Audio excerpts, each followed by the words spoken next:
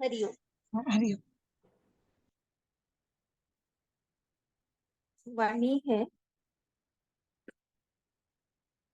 देता है तो कृपा समझो, लेता है तो भलाई समझो।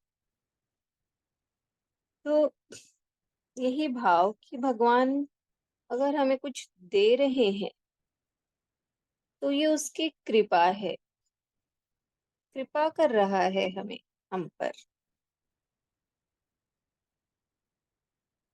और अगर वो हमसे कुछ लेता है तो हमारी भलाई समझे। यानी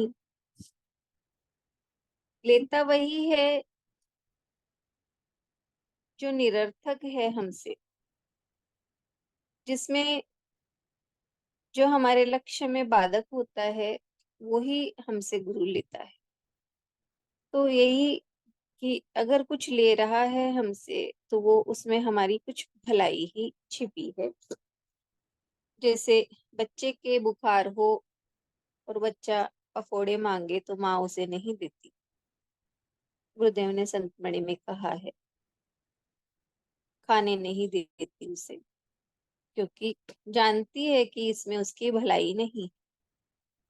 इसी तरह भगवान अगर कुछ लेता है तो उसमें हमारा हित है, और कुछ देता है तो वो उसकी कृपा है। और दूसरी अपनी शांति के लिए दूसरे का मुंह बंद मत करो, अपने कान बंद करो। क्योंकि दूसरे पर हमारा कंट्रोल नहीं है, दूसरे को हम बदल नहीं सकते। कोई कुछ बोल रहा है तो हम उसका मुंह बंद नहीं कर सकते, लेकिन हम अपने कान बंद कर सकते हैं, यानी अपने आप पर कंट्रोल हम कर सकते। तो खुद के कान बंद कर लें तो हमारे मन की शांति भंग नहीं होगी। और दूसरे को चुप कराने में लगते हैं तो हमारे मन की शांति पहले ही खत्म हो जाती है। चुप करवाते हैं उस वक्त भी शांति नहीं रहती, और चुप करवाने के बाद भी शांति नहीं रहती। इसलिए अपनी एनर्जी को दूसरों पर नहीं, खुद पर ही काम में लेना है। तीसरी सत्य क्या है? जर्रे जर्रे में है झांकी भगवान की, किसी सूझ वाली आंख ने पहचान। तो जिसको ज्ञान हो गया वो ही परमात्मा की जर्रे जर्रे में झांकी देख सकता है।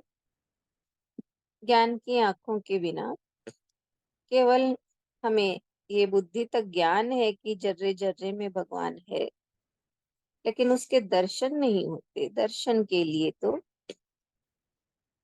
भीतरी ज्ञान की आवश्यकता है।